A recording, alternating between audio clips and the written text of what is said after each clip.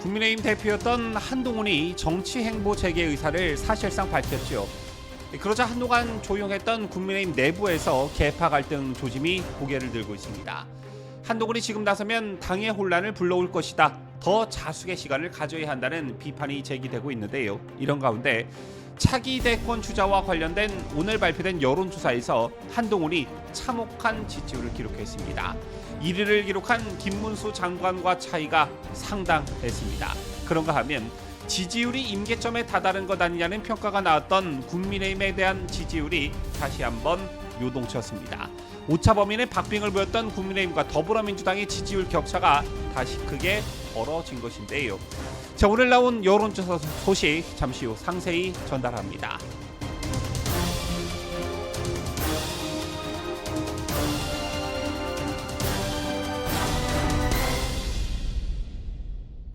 시청자 여러분 안녕하십니까? 뉴스데일리 베스트 민앵커입니다. 윤석열 대통령 탄핵 정국에서 오늘은 굉장히 중요한 날입니다. 이미 알려졌다시피 윤석열 대통령이 내란 혐의 첫 형사 재판이 오늘 열리죠. 이와 동시에 함께 열리는 구속 취소 청구 신문에 윤 대통령은 직접 출석합니다. 오후에는 탄핵 심판도 열리는데 특히나 오늘은 한덕수 국무총리와 조지호 경찰청장 그리고 홍장원 전 국정원 1차장 등 핵심 증인 3명이 증인으로 나섭니다. 윤 대통령은 오전 형사재판을 마친 뒤에 오후 3시 헌법재판소에서 열리는 탄핵 심판에도 출석할 것으로 예상되는데요. 이처럼 최소한 국민 절반 이상 그리고 대다수의 보수파 민심을 받들어 대통령께서 직무에 복귀하고자 하는 어떤 의지는 이 추운 겨울날 탄핵 반대, 탄핵 기각을 외치는 여러분들의 갈망과도 똑같습니다. 그럼에도 불구하고 현재 정치권에서는 조기 대선 얘기가 판을 치고 있습니다. 야권이야 그렇다 쳐도 대통령의 직무 복귀를 위해 최선을 다해야 할 여권도 마찬가지인데요. 그 중에서도 가장 한심한 사람이 있죠. 바로 윤 대통령 탄핵의 원흉이 된 한동훈입니다. 이미 언론에 잘 알려졌다시피 한동훈은 오는 26일 국민이 먼저입니다. 한동훈의 선택이라는 제목의 책을 출간하면서 정치 행보를 재개할 예정이라고 합니다. 잡서 지난 16일 자신의 페이스북에 지난 2달 동안 많은 분들의 말씀을 경청하고 성찰의 시간을 가졌다라면서 책을 한 권 쓰고 있다. 머지않아 찾아뵙겠다라고 예고한 바 있죠. 이 오목한 탄핵 정국에서 그리고 자신의 순간의 잘못된 판단으로 대통령은 물론 진영 전체를 쑥대밭으로 만들어 놓고 저렇게 짱박해서 한가롭게 책이나 쓰고 있었다니 그 정신세계가 정말 신기할 따름입니다. 아니나 다를까 한동훈이 나가자 한동안 국민의힘에서는 계파 갈등 얘기가 쑥 들어갔었는데요. 그런데 다시 국민의힘에서 계파 갈등 얘기가 나오고 있습니다. 당내 일각에서 복귀 움직임을 보이는 한동훈과 한 줌도 안 되는 소위 친한계들을 향한 비판 여론이 제기되고 있는데요. 조기 대선에 정신이 팔려 사리 판단이 그렇게도 안 되냐. 한동훈 너의 등장은 혼란만 가중될 뿐이다. 지금 한동훈 네가 나설 시간이 아니다. 지금은 대통령 탄핵 과정에서 벌어지고 있는 일들에 당이 집중해야 할 시점이다. 이런 말들이 나오자 친한계들이 발끈하고 나서면서 자 이게 언론에서 딱 쓰기 좋은 계파 갈등으로 비화되고 있는 것입니다. 친한계들의 반발의 요지는 뭐 이런 겁니다. 왜 한동훈에게만 책임을 씌우려고 하냐? 이런 일종의 항변인데 염치가 없어도 어떻게 저렇게 없을 수가 있나? 박근혜 대통령 탄핵으로 보수파 전체를 발칵 뒤집어 놓고 대선에 출마한 유승민이 절로 떠오릅니다. 자, 이런 가운데 오늘 여론조사 기관 공정의 여론조사가 발표됐습니다. 차기 대선 주자와 관련한 여론조사와 정당 지지율 등 여러 가지가 있었는데요. 자, 우선 차기 대권 주자와 관련한 여론조사에서 한동훈이 그야말로 개망신을 당했습니다. 먼저 여론조사 공정은 윤 대통령이 탄핵될 경우 범여권 대선 후보 가운데 누가 가장 적합하다고 생각하는가를 물었습니다. 그 결과 김문수 장관이라는 응답이 37%로 가장 많았고 그 뒤를 이어 오세훈 13.5%, 한동훈이 11%를 기록했습니다. 이번 여론조사에서 홍준표 시장은 9.9%를 기록했는데요. 선두를 달리고 있는 김문수 장관과 한동훈의 지지율 격차가 3배를 훌쩍 뛰어넘었습니다. 누누이 말씀드리지만 지금 발표되는 차기 대권 주자 지지율이 뭐가 그렇게 중요하겠냐마는 최근 발표된 여론조사에서 지속적으로 나타나는 것이 한동훈에 대한 반감이 상당하다. 특히나 지난 전당대회에서 62.84%라는 절대적인 득표율로 당대표 자리에 올랐던 한동훈이 불과 몇 달 만에 지지율이 이렇게 곤두박질 쳤다는 것은 한동훈에 대한 비토 여론이 생각보다 훨씬 세다라는 것을 의미합니다. 이번 여론조사에서 국민의힘을 지지한다고 답한 응답자 중에서도 한동훈은 똑같이 11%에 그쳤는데요.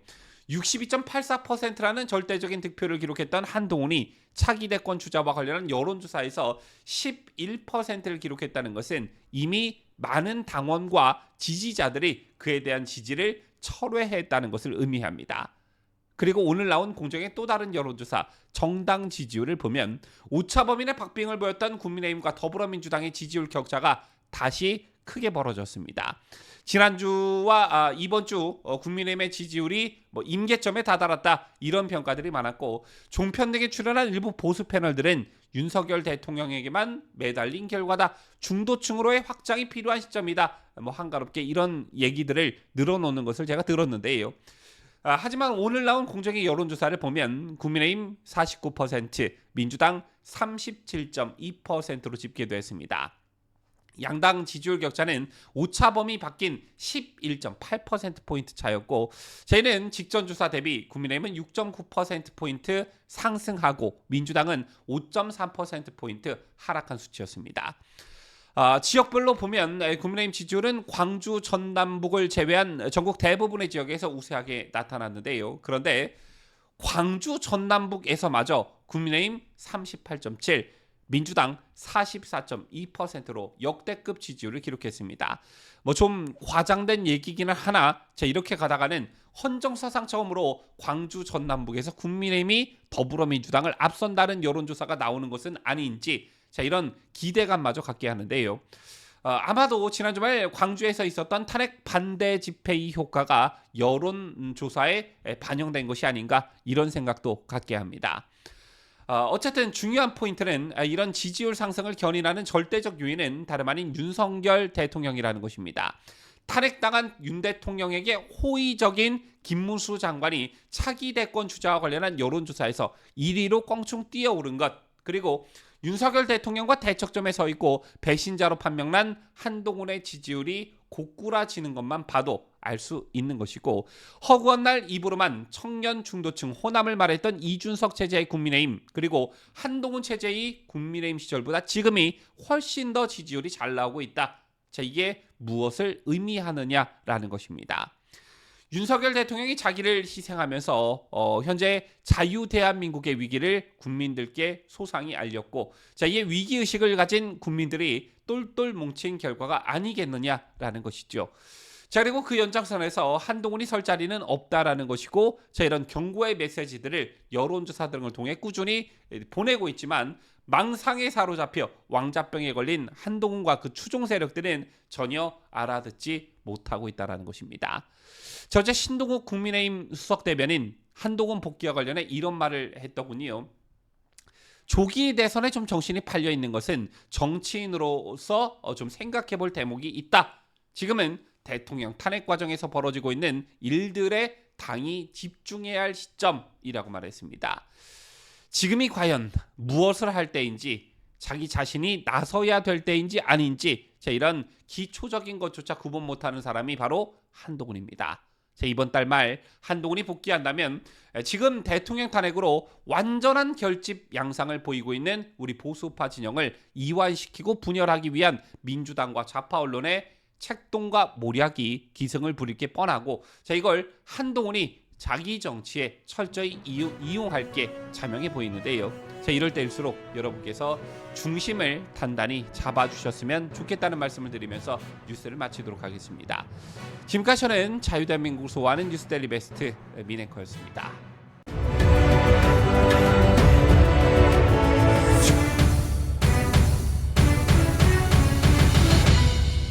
함께해요. 뉴스데일리 베스트.